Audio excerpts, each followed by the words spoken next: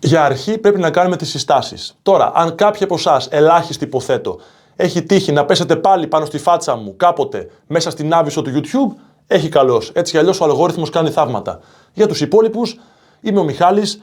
Έχω ένα κανάλι στο YouTube, το Court Seed Podcast, το οποίο το στήσαμε μαζί με τον συνοδοιπόρο και φίλο μου Θανάση πριν από 4-5 χρόνια. Έχουμε χάσει και το μέτρημα, με πάρα πολύ μεράκι, όρεξη και αγάπη για αυτό που κάνουμε, για το μπάσκετ, για το άθλημα πάνω απ' όλα. Δεν είμαστε επαγγελματίες, δεν είμαστε δημοσιογράφοι, δεν είμαστε αναλυτές. Έτσι κι αλλιώς η λέξη ανάλυση δεν μας αρέσει και πολύ. Όπως έλεγε και ο Τζίμις Πανούσης κάποτε, η λέξη ανάλυση έχει κι άλλο συνθετικό, έχει κι άλλη λέξη μέσα της. Οι παλιότεροι με καταλαβαίνετε τι θέλω να σας πω. Έχουμε εκεί λοιπόν μια μπασκετική εκπομπή, τη Μυρωδιά Σπυριάρας, στην οποία κάνουμε σχόλιο.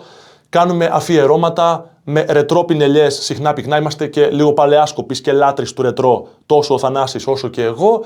Έχουμε καλεσμένους διαχρονικά από Σέρτζιο Σκαριόλο και τρέχοντες παίχτες ενεργούς της Ευρωλίγκας μέχρι ρετρό, μέχρι Τζον Κόρφα, Ντίνο Ράτζα, Μάικ Μπατίστ, και η λίστα είναι πραγματικά τεράστια και πάρα πολύ ενδιαφέρουσα. Από εκεί και πέρα κάνουμε φυσικά και αγωνιστικά επεισόδια Ευρωλίγκας κυρίως, Ολυμπιακού Παναθηναϊκού, και εννοείται ότι τώρα έχουμε πάρει τα πάνω μας, διότι και οι ομάδες, οι βόρειες της Θεσσαλονίκης, ο Άρης και ο ΠΑΟΚ, έχουν πάρει και αυτή την πάνω βόλτα. Έχει πέσει αρκετό χρήμα στη Θεσσαλονίκη και νομίζω ότι στην πρωτεύουσα ζει ξανά στιγμές ένδοξες. Ζει ξανά στιγμές άλλων δεκαετιών που έχουν παρέλθει, νομίζαμε έως πολύ πρόσφατα ανεπιστρεπτή, αλλά από ό,τι φαίνεται τα καλύτερα είναι μπροστά μας και κάτι τεράστιο δημιουργείται στην πρωτεύουσα.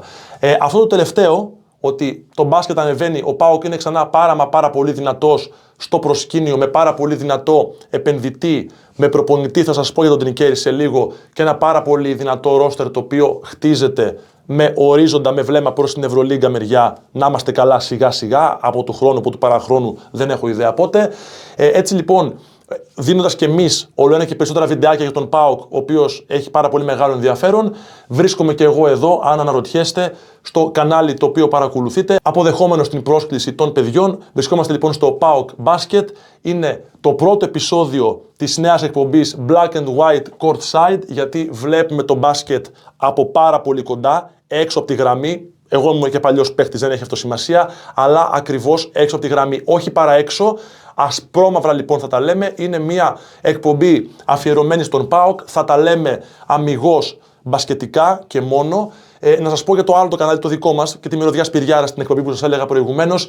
Έχουμε φτιάξει ουσιαστικά, σας είπα, δεν είμαστε δημοσιογράφοι, δεν έχουμε πηγές, δεν είμαστε insiders, δεν είμαστε τίποτα αυτά. Έχουμε μόνο τη γνώμη μας και εκεί έχουμε στήσει μια πάρα πολύ όμορφη παρέα. Ένα μπασκετικό καφενείο, όπως πολύ συχνά το χαρακτηρίζω, με πάρα πολλά σχόλια από κάτω. Αν έχετε υπόψη σας το κανάλι, καταλαβαίνετε γιατί μιλάω. Αν όχι, ελπίζω να το τσεκάρετε και να δείτε. Η διάδραση που έχουμε με το κοινό είναι πάρα πολύ μεγάλη στα σχόλια. Έχουμε φτιάξει ένα πραγματικά αξιοπρεπές και αξιόλογο μπασκετικό κοινό. Έχουμε κάνει φιλίες από εκεί μέσα. Πάντα σε κλίμα κόσμιο, πάντα σε κλίμα ήπιο. Δεν υπάρχει οπαδισμός, δεν υπάρχουν γυαλιά, ασπρόμαυρα, κίτρινα, κόκκινα, πράσινα. Αυτά τα αφήνουμε απ' έξω, τα κλειδώνουμε και πετάμε τα κλειδιά στον υπόνομο. Είμαστε ένα κανάλι καθαρό, ελπίζω το ίδιο να γίνει και εδώ. Βασιζόμαστε, η μεγάλη μας δύναμη είναι η διάδραση που έχουμε με το κοινό. Περιμένω, παραλίγο να πέσει, το πιάσα. Περιμένω τα σχόλιά σας από κάτω, έτσι να έχουμε μια όμορφη ατμόσφαιρα και να κάνουμε σιγά σιγά την παρέα μας και εδώ και στο ΠΑΟΚ Basket. Να κάνουμε λοιπόν ένα μπασκετικό καφενείο. Θα τα λέμε μια φορά τη βδομάδα για τα νέα του ΠΑΟΚ, τους αγώνες που έπαιξε, τους αγώνες που θα παίξει, μεταγραφές και όλα αυτά τα σχετικά. Καλή μας αρχή λοιπόν, Black and White Courtside. Θέλω στήριξη στο κανάλι, like, subscribe, σπάστε το μπουτόν, το ρημάδι, δωρεάν είναι. Δώστε πόνο, γιατί και το ΠΑΟΚ Basket είναι ένα κανάλι καινούριο, αφιερωμένο στο μπάσκετ του ΠΑΟΚ, και αυτό διότι υπάρχει τεράστια ζήτηση, υπάρχει τεράστια δίψα στον κόσμο του ΠΑΟΚ για μπάσκετ. Νιώθω ότι το μπάσκετ είναι περασμένο μέσα στο DNA, στην ιδιοσυγκρασία των ΠΑΟΚτσίδων. Ξέρουν μπάσκετ γενικότερα στη Θεσσαλονίκη. Έχουν λείψει επιτυχίες, η αλήθεια είναι, πάρα πολλά χρόνια τώρα. Ο ΠΑΟΚ πήγε σε 2 συνεχόμενους ευρωπαϊκούς τελικούς, τους έχασε και τους 2 από την Μπιλμπάο. Δεν έχει καμία σημασία αυτό. Ο κόσμος διψάει, οπότε έτσι δημιουργήθηκε για αυτό το κανάλι, το οποίο θέλω να στηρίξετε και πιστέψτε με, τα καλύτερα έρχονται. Πάμε λοιπόν στην πρώτη μας εκπομπή. Τι να πούμε αναγνωριστικά, λίγο θέλω να πιάσουμε, να πούμε 2-3 κουβέντες γενικές για το ρόστερ του ΠΑΟΚ πώς είναι διαμορφωμένο μέχρι τη στιγμή που μιλάμε και αυτό αργότερα επιμέρους θα το αναλύσουμε σε μεταγενέστερες εκπομπές. Καταρχήν, όταν λέμε ότι κάτι μεγάλο ετοιμάζεται και χτίζεται, πάντα στην αρχή είμαστε λίγο επιφυλακτικοί, λίγο εντάξει μωρέ, ήρθε ένας πλούσιος, ο Μιστακίδης θα βάλει λεφτά, θα κάνω, με το θα και με τις κλανιές δεν βάφονται αυγά. Στην αρχή οφείλουμε όλοι, εγώ τουλάχιστον έτσι το αντιλαμβάνομαι, έτσι καταλαβαίνω τη ζωή μου γενικότερα, είμαστε λίγο επιφυλακτικοί, κρατάμε λίγες αποστάσεις. Η στιγμή που με έκανε εμένα προσωπικά να καταλάβω ότι όντως εδώ πέρα τελειώσαμε, κάτι καλό θα γίνει, ο ΠΑΟΚ θα ξαναγίνει ομαδάρα, ήτανε όταν ανακοινώθηκε η πρόσληψη του Αντρέα Τρινκέρι. Τη γνώμη μου για τον Τρινκέρι, τώρα αν πάτε στο κανάλι, το court sheet εννοώ, στη Μυρωδιά Σπυριάρας και δείτε εκπομπές διετίας, τριετίας και πίσω, θα με δείτε πάρα πολλές φορές να αποθεώνω τον Τρινκέρι, τον θεωρώ έναν από τους καλύτερους προπονητές στην Ευρώπη και η είδηση της πρόσληψής του από τον ΠΑΟΚ με έκανε όχι απλά να χαμογελάω, να βρίσκομαι σε παροξισμό, να πω κάτι το οποίο ξέχασα και για να είμαι τίμιος έπρεπε να το πω στην εισαγωγή, το ξέχασα. Λοιπόν, το κανάλι μας, το δικό μας λοιπόν, ξαναλέω, δεν έχει οπαδικά γυαλιά, αυτά τα είπα και πριν. Ο Θανάσης, ο συνοδοιπόρος μου, είναι Ολυμπιακός, ήπιον τόνων. Ποτέ δεν θα δείτε καφρίλα, ποτέ δεν θα δείτε διαιτησία, το φάουλ, το έτσι, το αλλιώς. Δεν υπάρχουν αυτά σε εμάς. Εγώ δεν είμαι τίποτα, με το χέρι στην καρδιά. Ξέρω ότι είναι για κάποιον που τα ακούει πρώτη φορά, επιφυλακτικός που έλεγα και πριν, πολύ δύσκολο να το συνηθίσει. Κάτσε ρε μεγάλε εδώ πέρα. Τι καπνό φουμάρεις να πούμε. Τι μας το παίζεις εδώ πέρα τώρα. Κάτι θα είσαι. Η μεγάλη μου επιτυχία, μιλάω τώρα για τις ομάδες της Αθήνας, Ολυμπιακό και Παναθηναϊκό, η μεγάλη μου επιτυχία είναι ότι οι Ολυμπιακοί με λένε κρυφοβάζελο, οι Παναθηναϊκοί με λένε κρυφογάβρο. Ειλικρινά, παιδιά, δεν είμαι τίποτα. Όπου χτυπάει η μπάλα του μπάσκετ, αυτή εδώ η Σπυριάρα, έτσι βγήκε το Μυρωδιά Σπυριάρας, έτσι. Παρακολουθώ το άθλημα από πάρα πολύ κοντά. Μου αρέσει, τρελαίνομαι και ποτέ δεν ένιωσα την ανάγκη να είμαι με κάποιον, ας πούμε, για να βλέπω το άθλημα το οποίο μου αρέσει. Είμαι με όλες τις ομάδες. Εδώ θα μιλάμε μόνο για τον ΠΑΟΚ. Ξαναλέω, αγώνες, σχόλιο, μεταγραφές, κενά κτλ. Και εννοείται θέλω την διάδραση μαζί σας. Ο Αντρέας Τρινκέρι, λοιπόν, για να ξαναγυρίσω, ποτέ ο Αντρέα, πάντα ο Αντρέας ο Τρινκέρι, είναι ένας μύστης του αθλήματος, ένας απίστευτος μποέμ τύπος με τεράστιες μπασκετικές γνώσεις, πάντα έστεινε ομαδάρες από την Μπάμπεργκ, ας πούμε, ο άνθρωπος ήταν σε άλλο επίπεδο το μυαλό του. Εντάξει, είχε τουλάχιστον πιο νέος ένα σουλούπι πιο περίεργο, ο εθνικός μας στάρ τον λέγανε παλιά, οι παντογνώστες στην Ελλάδα τον βγάλανε άχρηστο όταν είχε έρθει να κοουτσάρει την εθνική, δεν κάνει αυτός έτσι όπως είναι κτλ. Κλασικές ελληνικές απαράδεκτες συμπεριφορές και νοοτροπίες. Ο Τρινκέρι λοιπόν είναι μια προπονητάρα, τουλάχιστον για μένα είναι από τους αγαπημένους μου που υπάρχουν, οπότε το ότι έχει αυτός ο άνθρωπος τα ενία του ΠΑΟΚ με κάνει πάρα πολύ αισιόδοξο. Πάμε να ρίξουμε μια ματιά στο ρόστερ, όπως είναι αυτή τη στιγμή δομημένο. Στο point guard, φυσικά πάνω από όλους ο Νίκ Καλάθης. Τώρα, αν πω και τη γνώμη μου για τον Καλάθη, πολλοί νομίζετε ότι πουλάω ο Παδηλίκη εδώ πέρα σε αντίθεση με ό,τι έλεγα πριν. Ο Καλάθης, λοιπόν, ευτυχώς υπάρχουν και εκπομπές, ντοκουμέντα που μένουν.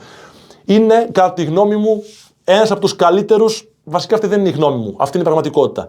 Από τους καλύτερους point guard στην ιστορία της Ευρωλίγκας. Η γνώμη μου είναι ότι είναι ο καλύτερος. Προφανώς δεν είναι πάρα πολύ Γιασικεβίτσιος, Διαμαντίδη και όλα αυτά. Μην αρχίσετε τώρα.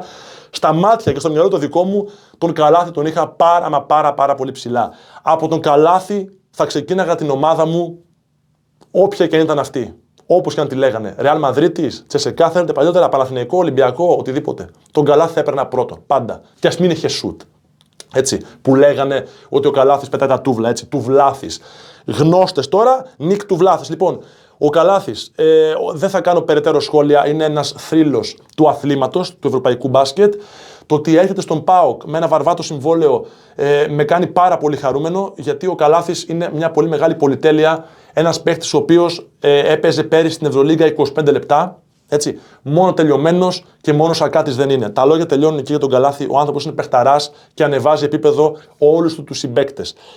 Από εκεί πέρα, δίπλα του υπάρχει ο Χάτζινς, ένα μεγάλο ερωτηματικό, ένα 80 κοντοπίθαρος, 27 χρονών, μια τριετία στη Λεμάν, στο γαλλικό πρωτάθλημα. Έβαζε πέρυσι 15 πόντους, 5,3 assist, 2,5 rebound στο Champions League. Ειλικρινά δεν έχω σαφή εικόνα, έχω δει εκ των υστέρων, έτσι μετά Χριστόν προφήτης, μόλις τον πήρε ο ΠΑΟΚ, έκατσα και ασχολήθηκα λίγο παραπάνω. Καλός παίκτης είναι σίγουρα. Τώρα, Πόσο πρόβλημα θα έχει με αυτόν στην πεντάδα ο ΠΑΟΚ αμυντικά, αυτό είναι ένα ερωτηματικό. Μένει να το δούμε. Ό,τι και να πούμε για τον Χάτζινς, όποιος πει ότι ξέρει τι θα δείξει ο Χάτζινς στην ομάδα, νομίζω ότι λέει ψέματα. Και φυσικά υπάρχει ο Νάσος Μπαζίνας, ο τρίτος, ο οποίος είναι ένας από τους καλύτερους Έλληνες της γενιάς του, μαγιά του ΠΑΟΚ που τον πήρε στο ρόστερ. Τώρα ακούστηκε ότι ενδιαφέρθηκε και ο Ολυμπιακός όταν ήταν να φύγει από τον Προμηθέα. Αν ο ΠΑΟΚ έκανε την κίνηση και πήρε τον παίχτη τον Ολυμπιακό, τότε τα συγχαρητήρια είναι πολλαπλάσια, έτσι. Ο Μπαζίνας, ο οποίος θα βρει χρόνο, θα πάρει τα λεπτά του, είναι ανερχόμενος, έχει να μάθει πάρα πολλά δίπλα στον καλάθι, είναι και διεθνής προφανώς ο Μπαζίνας και νομίζω ότι το μέλλον του ανήκει. Λάθος για μένα, προφανώς ο Τρινκέρι ξέρει καλύτερα, δεν το συζητάμε, λάθος που έφυγε ο Μπέβερλι από την οικογένεια του ΠΑΟΚ, ακόμη και να μην χωρούσε αγωνιστικά. Ο Μπέβερλι δεν ξέρω αν παρατήθηκε, αν σταμάτησε την ενεργοδράση, έτσι. Αλλά ο Μπέβερλι νομίζω ότι θα έπρεπε να μείνει στην οικογένεια. Ο Μπέβερλι, ο οποίος έκανε μαγικό τελείωμα της χρονιάς πέρυσι, ήταν καταπληκτικός. Απέναντι στον Παναθηναϊκό είχε 10 assists σε κάθε αγώνα, ας πούμε. Και η συμπεριφορά του ήταν άριστη. Ότι βλέπω τον Μπέβερλι να κυκλοφοράει στην Αμερική με τον μπλουζάκι του ΠΑΟΚ, να διαφημίζει την ομάδα στην Αμερική, να βγαίνει σε εκπομπές, σε podcast. Έχει και ένα δικό του podcast το Μπέβερλι. Με τη φανέλα του ΠΑΟΚ, αυτό είναι μεγάλη υπόθεση. Εγώ δεν θα τον άφηνα να φύγει τον Μπέβερλι. Θα τον είχα να παίζει επικουρικά. Αν αγωνιστικά δεν χωράει, θα τον είχα μέσα στην ομάδα. Δημόσιες σχέσεις. Αυτό. Ο Μπέβερλι κακός. Έχει απομακρυνθεί, εγώ θα τον έφερνα ξανά πίσω γρήγορα να είναι ο πρέσβης μου, ας πούμε, στην Αμερική. Από εκεί και πέρα, στα shooting guard υπάρχει ο Μάρκους Φώστερ, ο νεοποκτηθής, τρομερός παίχτης, γνώστης του EuroCup. Αυτό είναι πάρα πολύ σημαντικό. Έχω ξαναπεί και παλιότερα σε άλλες εκπομπές ότι όταν θέλεις να χτυπήσεις μία συγκεκριμένη διοργάνωση, δεν έχει σημασία ποια είναι αυτή. Θέλεις να πάρεις την Ευρωλίγκα. Το να φέρεις 20 αστέρες του NBA, ας πούμε, δεν λέει και τίποτα. Πρέπει να πάρεις παίχτες πεπειραμένους, παίχτες οι οποίοι να ξέρουν την κατάσταση, να έχουν μυρίσει τα γήπεδα, να έχουν μπει μέσα, να έχουν παίξει, να ξέρουν την κατάσταση, να ξέρουν πώς γίνεται η δουλειά. Και ο Φώστερ είναι τέτοιος. Έχει πάρει EuroCup. Οπότε αυτό από μόνο, συν προφανώς την αγωνιστική του αξία που είναι τεράστια, την κάνει μια πάρα πολύ καλή μεταγραφή. Από δίπλα του θα υπάρχει ο Μπριν Ταϊρή, όχι από κάτω του, από δίπλα του. Ο Ταϊρή ήταν επιτακτική ανάγκη να μείνει. Είχα φόβους πάντα ότι θα εμφανιστεί κάποια Μπασκόνια, θα εμφανιστεί κάποια Μπεσίκτας, θα εμφανιστεί κάποια Μακάμπι και θα τον τσιμπήσει τον Ταϊρή για την Ευρωλίγκα. Δεν ξέρω αν έχει EuroLeague out το συμβόλαιό του, αλλά ο Ταϊρή, εφόσον έμεινε στον ΠΑΟΚ, από μένα είναι ένα τεράστιο ναι.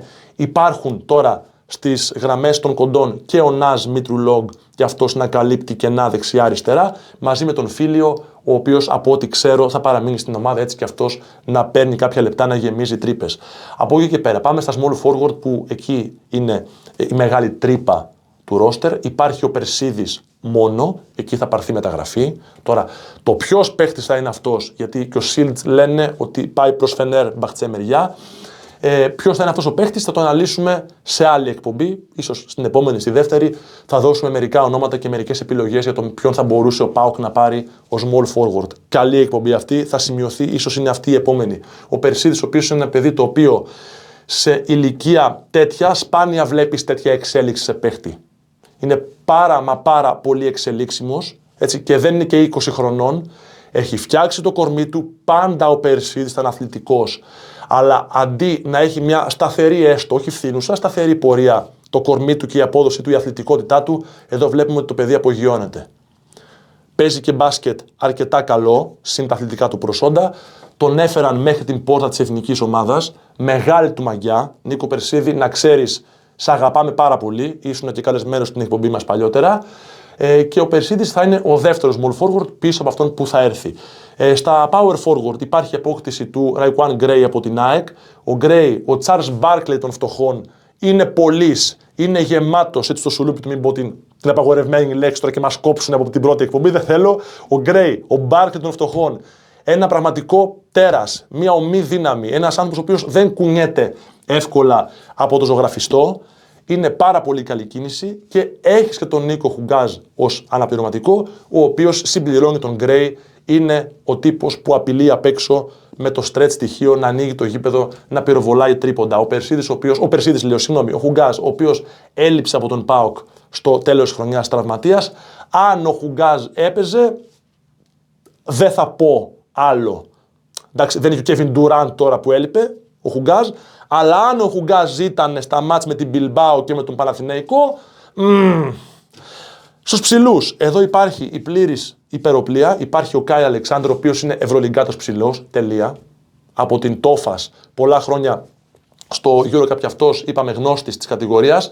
Ο Αλεξάνδρ, ένας grand μέτρ της άμυνας, ένας μπλοκέρ, ο οποίος κρύβει το γήπεδο με τα τεράστια χέρια του, κάνει τάπες σε ένα πραγματικό σκιάχτρο για τους αντιπάλους και επιθετικά περιορισμένων δυνατοτήτων, αλλά αυτός, όπως και ο Μορούγι, θα φτάσω σε αυτόν σε λίγο, θα γίνουν μάγκες από τον καλάθι. Δηλαδή, όταν μπορείς να έχεις καλάθι και Κάι Αλεξάνδρ, είναι απίστευτη πολυτέλεια για το EuroCup. Δεύτερος είναι ο Μπεν Μουρ, ο οποίος είναι πάρα πολύ καλός παίχτης, δεν το συζητώ. Η γνώμη μου δεν μπορεί να βοηθήσει καθόλου στο 4, που λένε κάποιοι τεσάρι ο Μπεν Μουρ. Όχι. Ο Μουρ έχει το mid-range, από τα 4-5 μέτρα θα στο βάλει το σουτάκι, αλλά δεν έχει τρίποντο, δεν έχει πόδια, δεν μπορεί να μαρκάρει αντίπαλα τεσάρια, δεν μπορεί να τραβηχτεί προς τα έξω.